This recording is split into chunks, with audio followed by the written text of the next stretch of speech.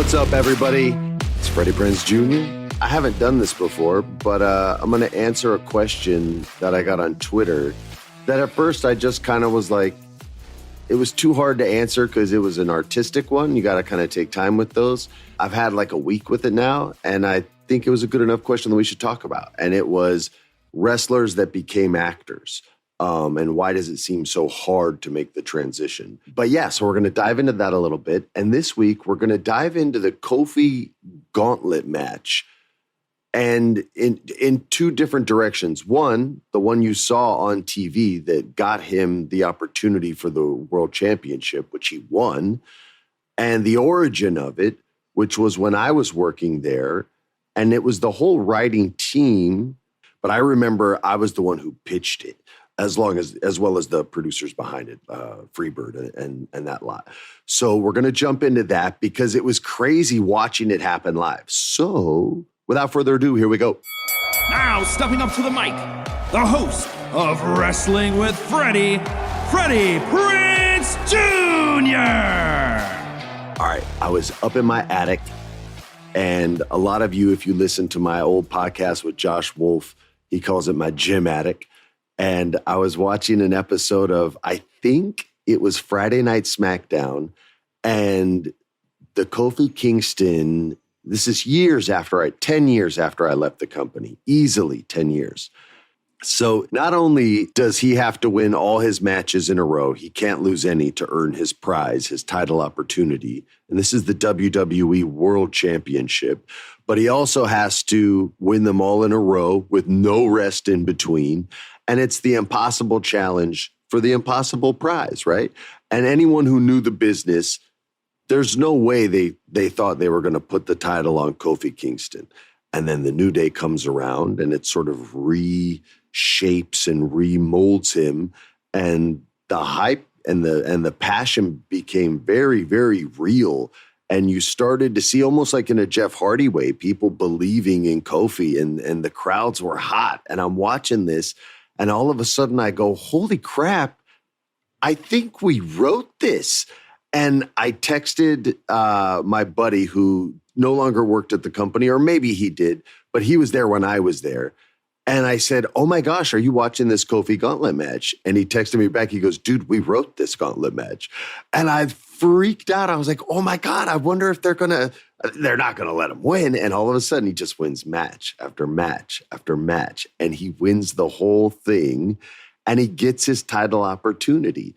And then, of course, I'm not connected to the rest of the story and I have no knowledge of it. But then he goes on to win the WWE Championship, only to then lose it to the dreaded Brock Lesnar a few months later. So I'm watching this and I have a grin from ear to ear on my face. You would have thought I was going back to Disneyland for the first time since I was a little boy. Like, it was crazy watching the journey, the story that they were telling in the ring that night with the history involved. So now let's go back in time, right? Like Wayne's World.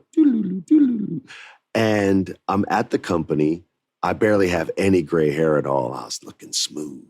And we come up with this idea for Kofi to become Intercontinental Champion. I think it was Intercontinental. Now, it could have been the U.S. title. Again, someone will correct me. You guys know better than I do. And everybody is like writing out their ideas and how they would book it. This wrestler and how he's going to beat him, and that wrestler and how he's going to beat him. And that wasn't my strong suit. I was probably the weakest one in the room when it came to who should win and who should lose. So I'm sitting in there and I'm trying to, write out the story behind it and the promo that's going to get us into the story, and thinking about after how this is going to, get over. And all this happened because Kofi had this crazy scene on live television. Man, maybe it was Monday Night Raw and it was the U.S. title. But one of the NASCAR guys, and I don't follow NASCAR, so I don't know their names the way some of you would. So forgive me for not knowing. I think the only one I can think of, I was going to say Jeff Jarrett, but that's not a professional race car driver. So I don't know the sport, but there's a Jeff there that drives fast. One of these guys gave Randy Orton a NASCAR, like an actual race car, NASCAR. And it's shiny and it's got all the logos. It looks like, straight out of Tom Cruise's Days of Thunder. But maybe not with as good a hair as he had, but still the same vibe. And it's glistening the way they have the lights on it. And Kofi's going just ballistic for something that happened. Forgive me. Again, this is a long time ago. I can't remember. But he takes an axe, a fire axe, to this NASCAR while he's cutting the promo. So there's a ton of effort and breath behind it. And it doesn't sound like the standard babyface promo or babyface trying to be a tough guy. Hell, trying. The man's holding an axe and he's cutting holes into the hood of what looks like, it's clearly not, but of what looks like, a $2 million car, however much a NASCAR costs. I have no idea. And he's like, is this what you wanted? Is that what you, and it's like, he's yelling every time the axe hits. And I'm watching Vince's reactions to this, and he's just lighting up like a teenager watching it. I mean, you just see when he sees something in somebody, he's like, that's it, damn it. Yes. And he's just behind him all the way. And then Kofi finally puts the axe through the windshield, or if you're in England, the windscreen. I respect all cultures. And he jumps off the car and he storms off. And Vince is like, damn it, yes. And this kid's going to be a star. So that was the impetus to write, is that the right word? To write the story, the seed that sort of sprouted when Vince fertilized it, so to speak. And we started writing crazy as fast as we could because we knew we had a green light. And when you work at that company, there's so much uncertainty and so much of your hard work feels like it goes to waste sometimes because you get assignments that aren't even approved by the boss, or maybe they were just approved, but in passing. So he wasn't really listening. Like when you tell your better half, man or woman, yes, just to get them to stop asking you questions and talking because you're watching something that you really like, or you're trying to play a video game. You're like, yeah, that sounds amazing. And you heard nothing of it. So, it could have been that, or it could just be random politics, which is where this story goes.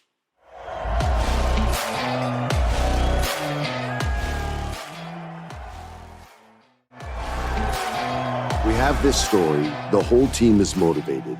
And again, I don't remember everyone who worked on it, so I'm just including everyone. But I know I wasn't alone on this. We finished the whole thing up, and everybody thinks we have this great run to the title. We bring it, and it gets approved by Steph. She's way behind it. I don't think Shane was back in the company at that point. I think he was over in China at that point in time. In the meantime, Randy Orton and Kofi have a match.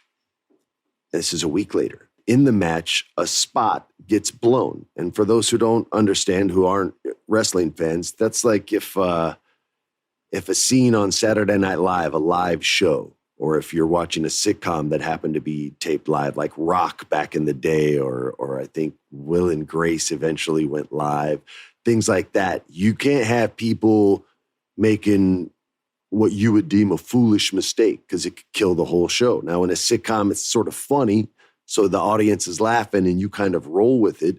But imagine if it was Law and Order live and someone just blew their line and started laughing when they're trying to, arrest or break up some pornography ring, right?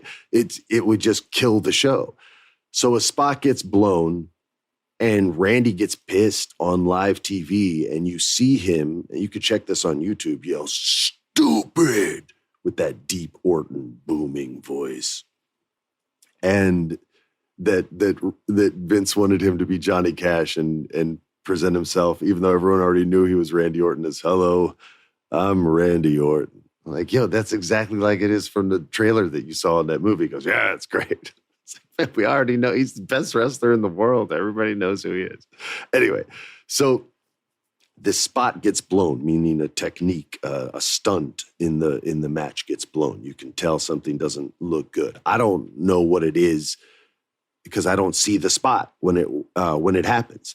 So I don't know what happened. I just know something is not good, right? We get to TV the next week with our story, and it's written in the script. And again, I can't remember if it's a SmackDown or a Raw. And we're in there pitching it. I'm pitching it. The producers are pitching it. I'm trying to help shape and tell the story and bring a lot of passion and energy to it. They're talking about, yeah, the guys have worked this out. They've worked that out. You know, he's going to save face here, meaning he's not going to look bad when he loses. We got some real creative ways, and they're spelling it all out. And Vince just kind of looks at Kevin, and Kevin has this sort of knowing smile, right? Like he just let us do this whole pitch for no reason other than to watch it get shot down with joy and pleasure, which is so weird and counterproductive to me, but to each their own. And Vince goes, I'm sending you to the drawing board on that. And like the everyone's hearts, like you just heard like multiple thumps on the floor, like boom, boom, boom, boom, boom, boom. And they weren't toes tapping. It was just, everyone was crushed, and no one would tell me why at first. And so I'm sitting through this 2.5, 3 hour production meeting, and my story's dead.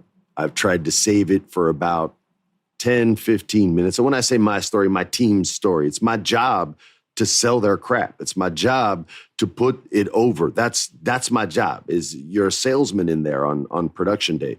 And when I say crap, I don't mean bad stuff. I was behind this. I believed in this story. I say that about my crap too, don't worry.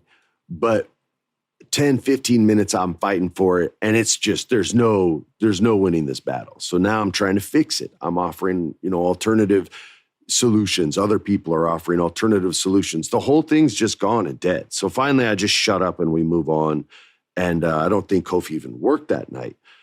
And I get out and they tell me what happened. They tell me about this blown spot and Randy's pissed at him and it got shut down. And they ended up, for those who aren't in the know, they ended up using that real moment of why Randy sort of held Kofi down in the actual story of Kofi winning the title after winning the Gauntlet match that I saw 10 years later off of Randy Orton. They literally put that into the story. Like, because of the person you were, that opportunity was taken away from me. Those aren't the exact words, but I'm just trying to communicate the gist of it as quickly as possible. But I remember watching that, and it all came from this moment of acting, which was him on the hood of the car, which kind of inspired the thought on the question that I got from Twitter, which was, who are the best wrestlers turned actor? Who are those wrestlers that have turned actor? And why do I think that it's such a hard transition from one part of showbiz to the next? So we'll get into all these. The obvious ones are The Rock. Hulk Hogan did a few. John Cena. Some of the movies that they did, I think you can kind of see the talented actors almost always leave. Hulk did a few. The only good one I think was No Holds Barred, where he played Rip. That had it was Zeus versus Rip. That was Tiny Zeus Lister. Rest in peace, Tiny Zeus Lister Jr., I believe. And I think that was 1989. Rowdy Roddy Piper, rest in peace.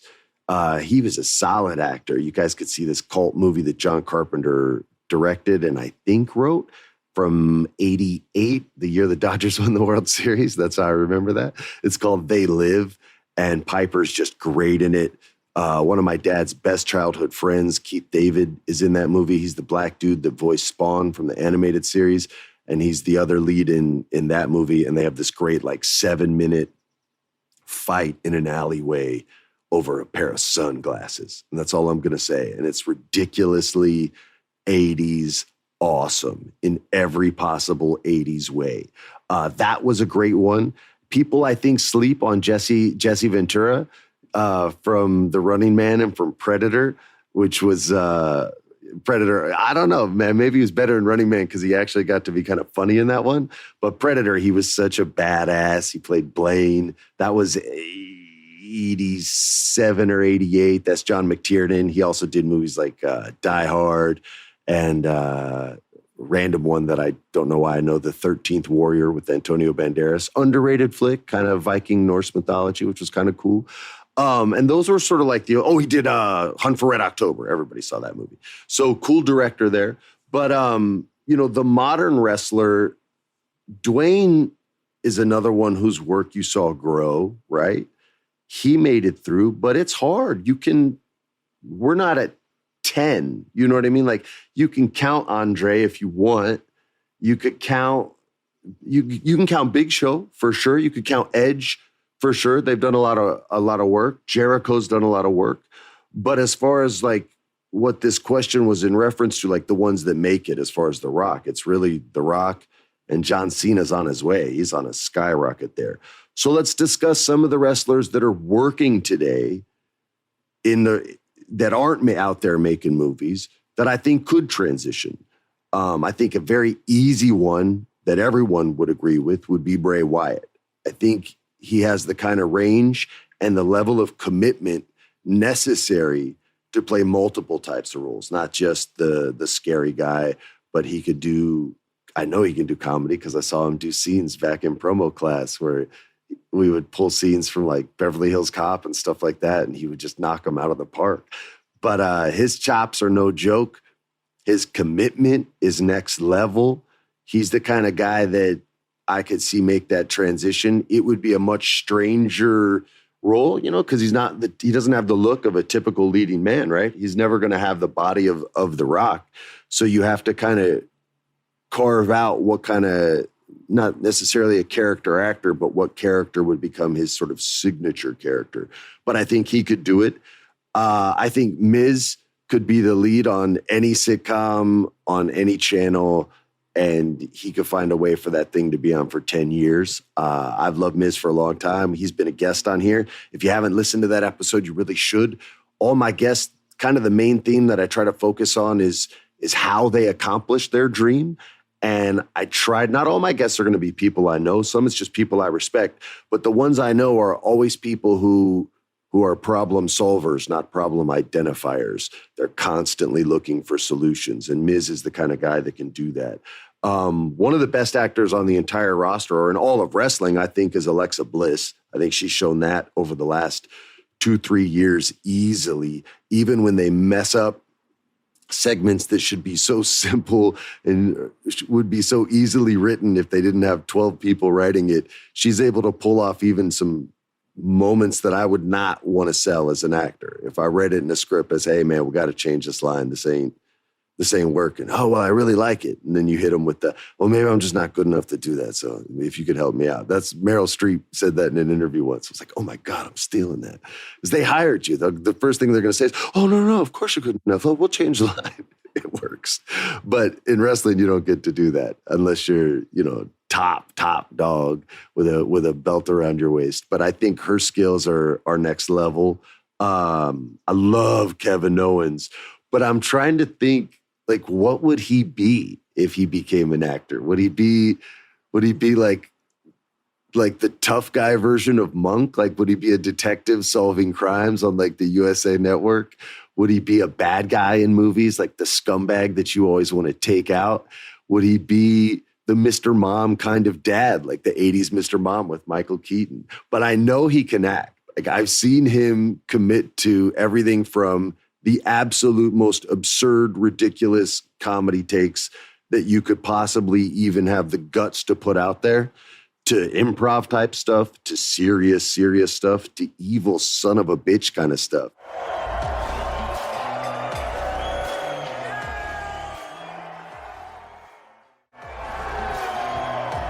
And then I already mentioned Edge, but I think, out of the Shield, I really wanted to be able to say all three of them. But I think the one who would have the biggest shot, and if you disagree with me, I'd be interested because I think I know which way you'll go, but I think I'm going to go with Seth Rollins, and here's why. And in second, I would put Moxley, and I think that's where a lot of you are going to go. Moxley definitely has his thing, right? He has it's the Jack Bauer quality, right? And he's had that for a long time, whether he's a babyface or a heel. So he could definitely pull that off. But Seth lately has been able to do something where he showed a range that I didn't know he had, right? So check this out. He becomes the Monday Night Messiah, or now he's the Friday Night Messiah, or whatever night he is. He's the Messiah. And the WWE version. And I hated it. I hated that laugh, that forced laugh. I hated all of that. And then I realized, because I'm an idiot, I'm supposed to. It's not making me change the channel. It's making me want to shut him up and punch him in the face for laughing at something that he and I both know is not funny in any way, shape, or form. So I actually think he's doing a great job with this character. And for the first few weeks, I did not. And I love getting proved wrong. I loved watching the New Day explode. I didn't like Elias when he first was in NXT and then he hit on WWE Monday Night Raw. And I was like, oh my God, I love this guy. Adam Cole finished a promo with Bebe after just executing this beautiful promo. And I was like, wait, what, dude? But I had never seen Adam Cole. And then I watched him week after week after week. And by the time it's the 5th week, he's finishing his promo and I'm right there with him. Adam Cole, baby.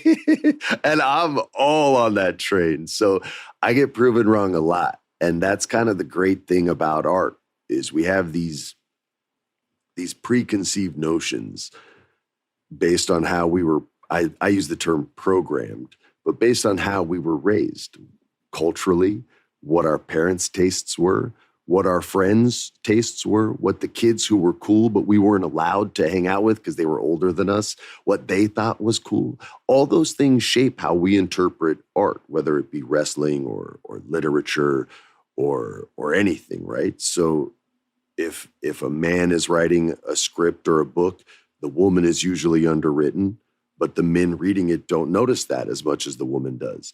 If a man ever read like one of those female mystery books where, they get framed for murder and things like this, the husband almost always does it. An insecure guy would be like, this men are underwritten. We're not all horrible people, right? Like we're all programmed to interpret this in different ways. And there is no wrong when it comes to art. Is if you like something and I go, oh, that sucks because of A, B, C, and D, none of those affect the reasons A, B, C, and D why you like it, and vice versa. So there are Picasso paintings out there that I don't like at all. I would literally walk right by. They would have zero impact on my life. There are the paintings that I've seen that have made me cry. That's oil on canvas, man. That's not even a photograph. It's not even real, but it made me cry. So, taste has always been a tricky thing. Now, as far as the business side of it, Hollywood has been weird with wrestling for as long as I've been in the business. All right. I moved to Los Angeles from New Mexico, or back to Los Angeles in 1994 to begin my acting career. And things happened quickly for me. For those who haven't listened in, my father was in this business. It provided me some opportunities that I had to be ready for. I was a very disciplined young man, and I was ready for most of the opportunities that came my way. And I moved up the line quick. And I'm telling you this because wrestling has always been a passion of mine. And I've always tried to find opportunities throughout my career to try and bring wrestling to mainstream Hollywood. And it has always been like running into a brick wall. It is the disdain that this business has for it. I get it, but I don't understand it. I get everyone has their taste, but we can talk about documented things like before the CW was the CW, it was known as the WB. And they had an executive there named Jamie Kellner, who I knew because he was the main executive on a little show called Buffy the Vampire Slayer. He also happens to be the executive that hated professional wrestling when he went to TNT and basically got rid of it. And his perspective on the business was very, is the word pervasive? Was very just sort of universally accepted is probably a better term than anyone else's that I've seen, at least in a position of power. So a lot of times when I've even mentioned wrestlers for, hey, you need to meet wrestler X, Y, or Z, just on a general casting meeting, they can really act. Here's some clips. And I've done this for wrestlers in the past. I've literally gotten hit back with, yeah, but they work for WWE. And I'm like, so what? They'll quit. Like, a TV contract's better than a WWE contract, I assure you. And SAG is better insurance than having to go in there with your own. So there's always a speed bump. I'll give you some more examples. I tried to pitch 2 wrestling shows last year, and to friendly faces only, no strangers. And one of them I pitched to 3 networks, and the other one I pitched to 4 that I had, again, friendly faces and people that I've known over a decade, who I said, listen, I know, you guys aren't necessarily looking for this, but here's something different. One was sort of around the world of women's wrestling, and one was in the world of sort of comedy wrestling, or more theatrical wrestling. So both times in all 7 rooms, 4 for one, 3 for the other, it was every single question, how do we sell this? And I'm sitting there, I'm like, like any other show. What are you talking about? Yeah, but people know it's fake. Like, well, yeah, but people know that the green arrow is fake, that no one can shoot an arrow that nice in real life except Katniss. Like, what are we talking about here? And everything was always about that. And then a lot of times they talked about the level of acting, the quality of acting, or the lack thereof that they found. And that was an argument that I wasn't always able to match, because not every great wrestler is great on the mic, because they don't have to be. You're not there to watch acting and a match. You're there to watch wrestling. And if someone can talk, you want to get them either fired up with you or fired up against you. That's a wrestling show. So, and I know it's evolved and changed over the years, but in the heart of a wrestling show, that's what it is. So not everyone has to talk. And by the way, not every actor on every network is a great actor, okay? I look at the movies I did when I first started compared to when I stopped. My work got a lot better near the end than it was at the beginning. So maybe that's where their argument falls flat, but it's their perspective. So it's not gonna change with me just saying, no, you're wrong and here's why. Nobody's trying to hear that. So I've always run into massive brick walls. And again, these are people that like me. These are people that I've sold things to in the past. These are people that I've taken no money at all and just said, hey, you need to meet my friend. They have a great idea and everything worked. Like, they trust my opinion on these things. So to go in there and get just shot down universally time and time again is very, very frustrating, to the point where, like, my dream is to have my own wrestling federation one day, right? Like, that's my final retirement project. And I had to change my whole perspective on it, which was, I have to have enough money for 2 years of failure. I'm going to let it fail for 2 years while constantly working to build bridges, open up connections, find homes for it, to the point where it can finally start financing itself, paying the wrestlers themselves, providing insurance for the wrestlers, things like that, things that I feel are important. And if it can't, then I'll fail and in that venture, and I'll move on to something else. But that's what's necessary in order for me to try and jump into this train. And I don't want to compete with WWE or AEW. I just want to kind of have my own thing and have it on smaller channels, smaller networks, have it be a SAG show, so that they're all Screen Actors Guild. That's what SAG stands for. And then they can have some insurance for as long as that union lasts. I'm sure there's some scheme to bust that one up too. But if it's still there, then yeah. But I went back to work. I'm excited for it. I'm putting together my little wrestling, well, what do they call that? My little piggy bank, but there's a cooler word I can't think of. Anyway, I'm putting some money in there for the next year and a half, a little over a year and a half. And then I'm going in on my indie wrestling brand. And that's about setting small goals and then finishing with something great, which is the moral of each podcast for you, my friends. I thank you guys for listening. I'll see all of you next week. And make sure you check out everything here on the Cultura Network. They're doing cool things, and I'm very happy to be a part of it. So thanks, guys. See you next week. Peace. This has been a production of iHeart's My Cultura podcast network. For more podcasts from iHeartRadio, visit the iHeartRadio app, Apple Podcasts, or wherever you listen to your favorite shows.